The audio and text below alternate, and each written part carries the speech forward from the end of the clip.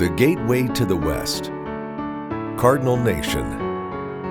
St. Louis, Missouri is the home to some of the most brilliant physicians in the world.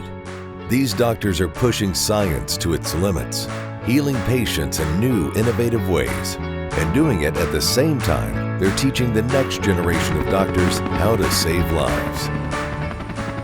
Meet Dr. Jeffrey Teckman, SLUCare Pediatric Gastroenterologist at SSM Health Cardinal Glennon Hospital, whose research has made an amazing step in finding a cure for Alpha-1 antitrypsin deficiency.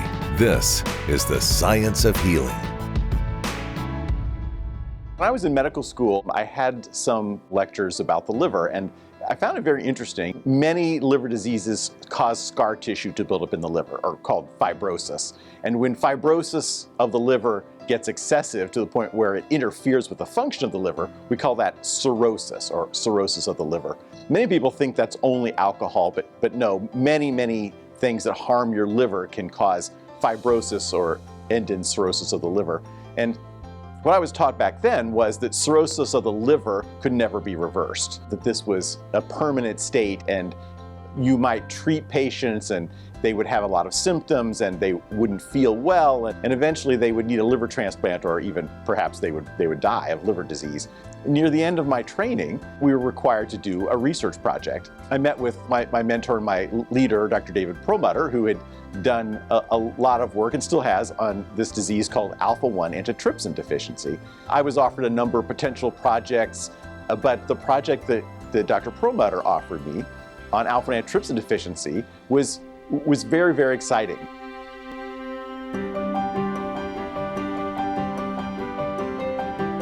I was 16 and was playing basketball. We were in practice one evening, and my foot went numb.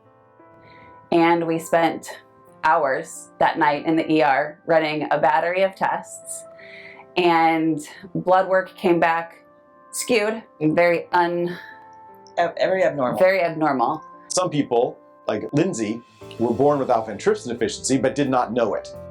Was very active, was a star athlete in high school. She had some blood tests for different reasons that were not looking for alpha antitrypsin. I was on call that day, and I was called to see her and her mother. He started talking about, I think, I know what the problem is. I think you have alpha-1 antitrypsin deficiency. I had a mixture of emotions. I was very sad because I was told that I couldn't play basketball anymore.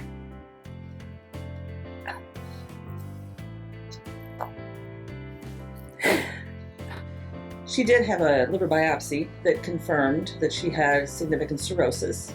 And I remember the day that we were told she had the liver biopsy, and Dr. Teckman came into a room and said she does have cirrhosis, and it's pretty significant, and there is no cure. So he said there is no treatment. So he said what we can offer is a liver transplant if she gets to that point. But through the whole time, he gave us hope, because he kept saying, he was doing research on this, and he knows that there's a cure out there. He just had to find it. Like many conditions, alpha-1 antitrypsin deficiency can affect people in many ways. So it's a genetic disease, so you inherit 2 defective genes for alpha-1 antitrypsin. Some people are sick soon after they're born. So a few percentage of those people have life-threatening disease as infants or small children. Some people are a little bit sick in childhood, but most people are completely well in childhood. Some people develop lung disease in middle age, and then some people develop severe liver disease late in adulthood, like when they're 60 or something like that. So it's a very, very broad disease. A lot of different things can happen to you. And we really didn't understand why some people do well and some people don't. And Dr. Perlmutter had done a study which had begun to uncover why some infants with alpha antitrypsin deficiency got life-threateningly sick, and others did not. And I found this to be incredibly exciting. And so he offered me to work with him on the next phase of this work. And I thought, well, this will be great. This will be a great 2-year research project. We worked together and got some great results, presented them at an international meeting, really moved the field forward. I thought, well, this is very exciting. So we kept working on it, and then I kept working on it more later. And 29 years later, I'm still working on it.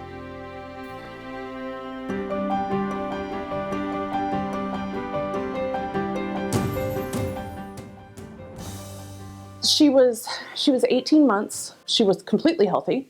And then one day she just laid down and just didn't want to stand up. Was just, you know, when you have a really sick baby that has the flu and they're just real limp and docile, really.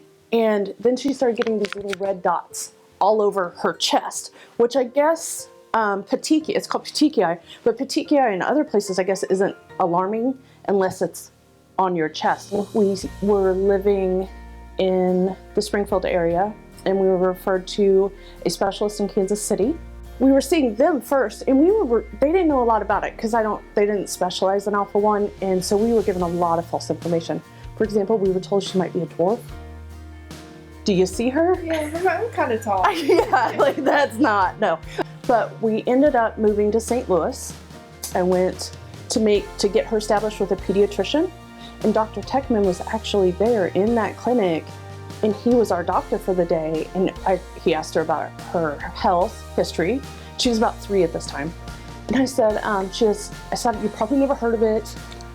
She has Alpha-1 antitrypsin deficiency, and he was like, do you know who I am? And I was like, uh-uh. And he was like, I'm kind of the leading doctor on Alpha-1. And I was like, what?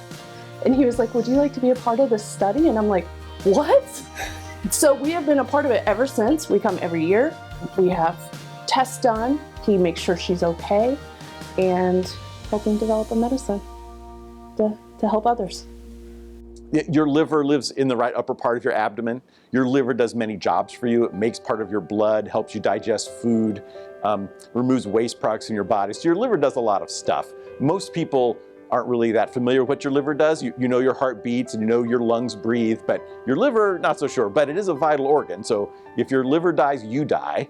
And alpha-1 antitrypsin is a protein made in the liver in very, very large quantities every day. And normally it's made in the liver and released into the blood. And alpha-1 antitrypsin is in your blood and in the water in your body, and it protects your own body when you're fighting infection. So as your body's fighting germs, your own body can be damaged during that fight. And alpha-1 antitrypsin floats around in your water and protects your own body. So in alpha-1 antitrypsin deficiency, the most common severe form, you inherit the 2 bad genes for alpha-1 antitrypsin, which are called Z. The normal gene is called M, as in Mary. But if you're ZZ for alpha-1 antitrypsin, you have the most severe and most common severe form of alpha-1 antitrypsin deficiency. So people with that, their liver still makes lots of alpha-1 antitrypsin, but it makes an abnormal kind. And 85% of what the liver makes cannot be released into the blood. So the blood levels are too low or deficient, and that's how the disease gets its name, alpha-1 antitrypsin deficiency. It's a blood deficiency, leaving the lungs open to damage when infection is being fought. However, the liver has too much, so the liver is making lots and lots of abnormal alpha-1 antitrypsin, and it builds up in the liver and damages the liver. The life of a patient is very challenging. Oftentimes, they go years, sometimes 5 to 7 years of being misdiagnosed, and then once they are diagnosed, it's a scary proposition. It's a genetic disease. It's inherited. It affects your lung and your liver, so you have challenges on both major organs in your body.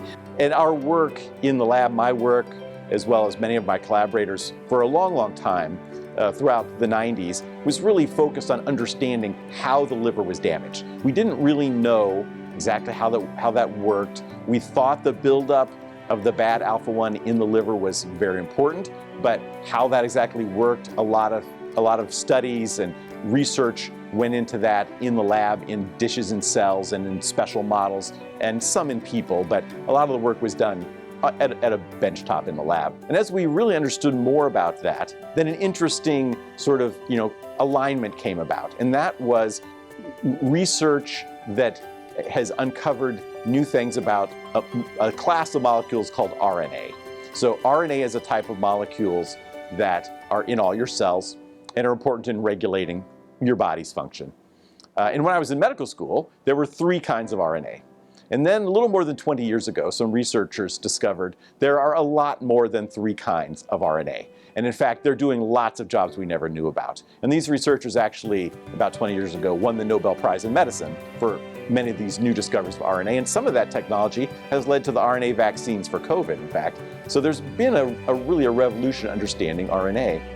And we started to realize about 15 years ago, we as researchers that perhaps we could harness some of these discoveries for medicines. In fact, with some of this RNA technology, it was going to be possible to turn off one particular gene in your liver that you would pick.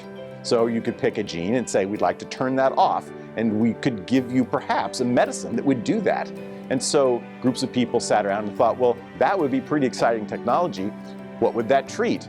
And alpha-1 antitrypsin deficiency is actually near the top of that list. So a disease where something is made in the liver, it hurts your liver, it's very bad for you, and you would like to tell your liver to stop making the toxic substance. And so more than a decade ago, I had met with a variety of researchers and biotechnology companies to try to explore this idea.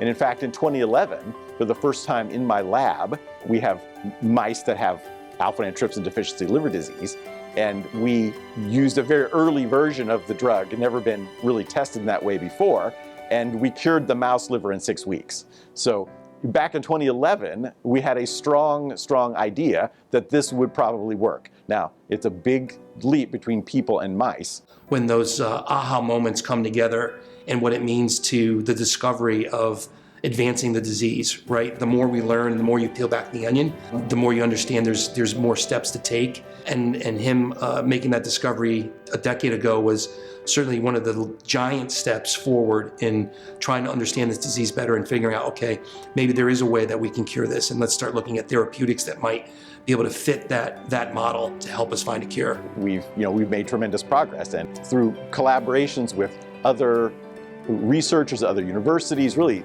researchers around the world, as well as biotech companies and drug companies, we now have formed a team and developed a treatment that can not only stop the liver damage from alpha-1 antitrypsin deficiency, but in a preliminary study, which we have just released, we found that half of the people who were treated with this new drug, the cirrhosis in their liver actually improved. So what I was taught years ago that could never be reversed, we showed with this new treatment that we can reverse it.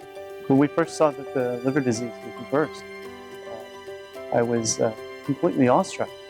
It was one of those things you don't get to experience very often. For us, when we read it and heard about it, I think we all sort of took a gasp of wow. In fact, I think most people thought it could not be done. And the fact that we showed that half of the patients involved in a very short trial of this new drug, 6 to 12 months of treatment, that they improved and walked back from the edge of a liver transplant was incredible. And just when you work on something for 29 years and you're on a team that makes a big impact, it's incredibly satisfying, and it's the reason why many of us go into medicine and research in the first place. It's exciting because it represents, I think, the first real hope that patients can see from what's been discovered in the laboratory and the work that he's done. I think that hope that he provides, that researchers like him provide patients, again, gets back to that essentialness of an organization like ours.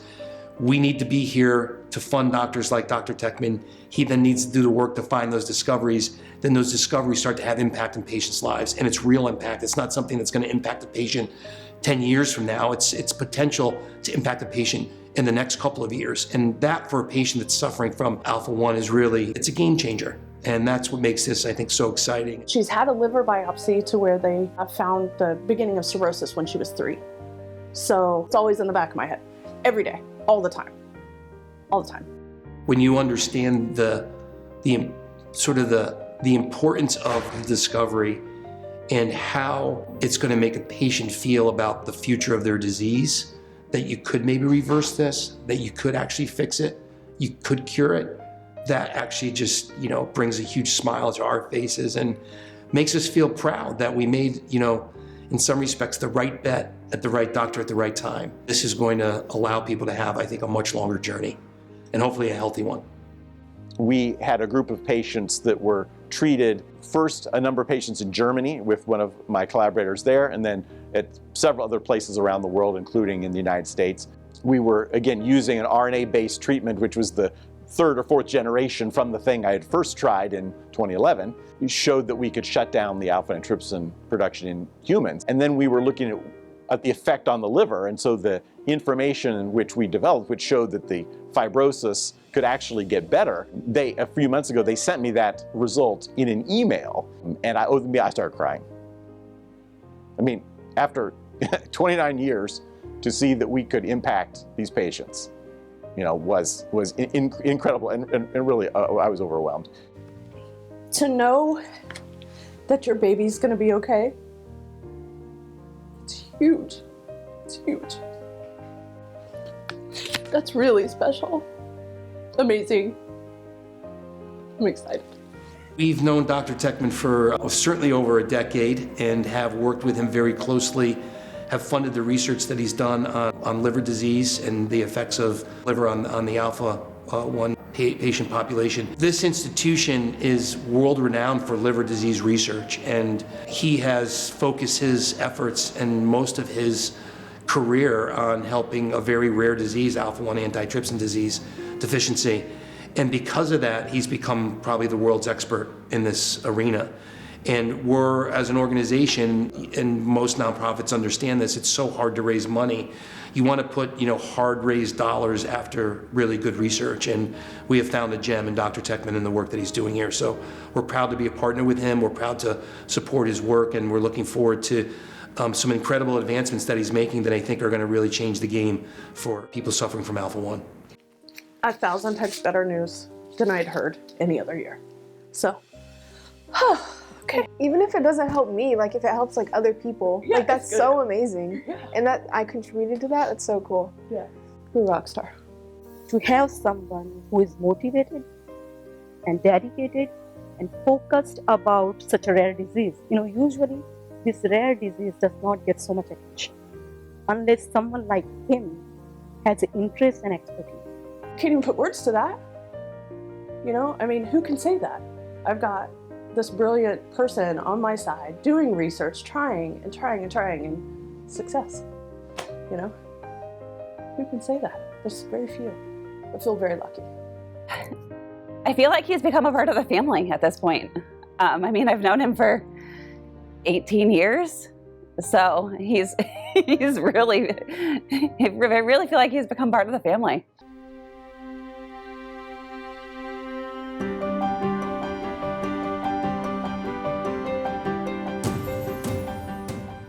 Now, we're not done yet. This is a preliminary result. It's incredibly promising. We're getting to move to the next level.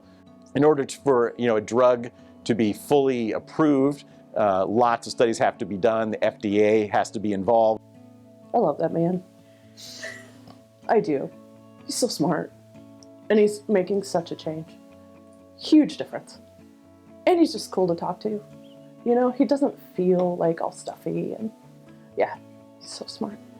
Many of us in university research or in research centers, we'll go in our entire career and never have something that, as we would say, make it to the clinic, quote unquote, which just means is tested in a person.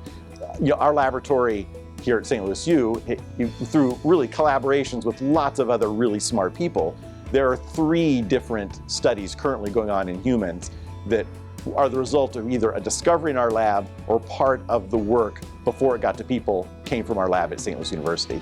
I feel incredibly fortunate to have worked with, lots of really smart people, to have had great mentoring, to have had great support. And lately, with each visit that she had, and she was enrolled in a couple of research studies, and he kept saying, "We're getting closer. We're getting closer. I know it's just around the corner." So we hold a deep gratitude for him. And the research, and also the people who support the research. I've also worked in the alpha-1 antitrypsin patient community for many, many years. Alpha-1 antitrypsin deficiency is a disease that most people have not heard of. Many doctors are actually not familiar with it. It has a somewhat confusing name, but it's really not that rare. So alpha-1 antitrypsin deficiency affects about 1 in 3,500 births. So that's about 100,000 Americans. So it's not exactly a 1 in a million disease or anything like that. But many people are misdiagnosed or undiagnosed. Liver problems run in my family, and not with the older generations didn't go to the doctor, and I'm pretty sure that they all had Alpha-1 antitrypsin deficiency, not knowing it. My dad had a liver transplant when I was pregnant with Kendall. They didn't actually have him tested. I have a cousin that should be my age, but she died from Alpha-1 antitrypsin deficiency because her liver went bad before she was a year. Like, it's on many levels for me, most importantly for her, and then for the family and for everyone else. It's just such great news. It's very important in those situations that the patients get together. They often do. So many diseases of that level of frequency have some kind of foundation or patient group. In alpha antitrypsin deficiency, it's the Alpha-1 Foundation. The Alpha-1 Foundation started about 25 years ago, was founded by 3 patients who were suffering from Alpha-1 antitrypsin deficiency.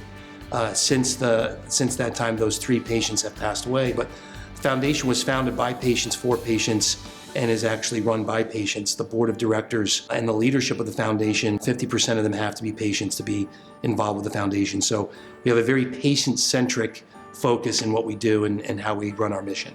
The Alpha-1 Foundation has been a leader in advocacy, education.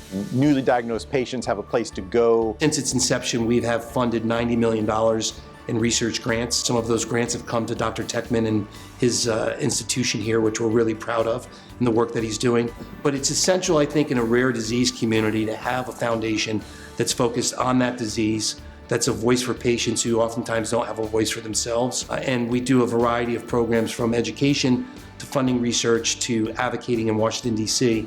on behalf of the 10,000 or so patients suffering from this disease currently. The Alpha-1 Foundation, for many years, has run what's called the Alpha-1 registry, often having a central list of patients.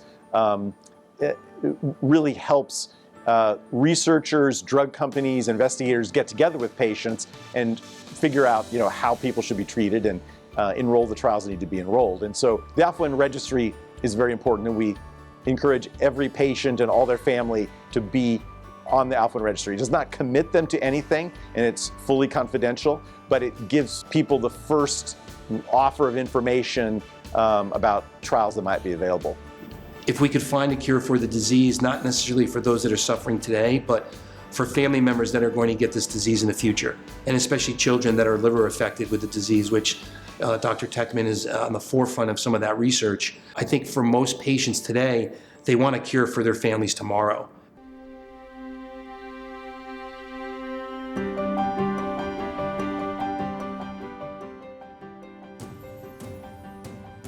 I think this is going to be a very exciting time the next decade in this disease. Oftentimes in diseases, there's a time when there's an intersection of new discoveries, an understanding of how the disease works, patients being available, and new treatments then come quickly. And I think we're seeing that in this disease. The next decade is going to be very exciting. There are going to be a lot of new treatments. Hopefully, within the next few years, liver transplants for alpha-1 antitrypsin deficiency will be a thing of the past. They're not a thing of the past yet, but we think we can get there. And then we also need to develop a way to block the lung damage. So we're on our way, but we're not there yet. I'm excited that there's a cure out there, that mice have been cured from it. But I'm also a little hesitant on that excitement because for me, I just don't know yet.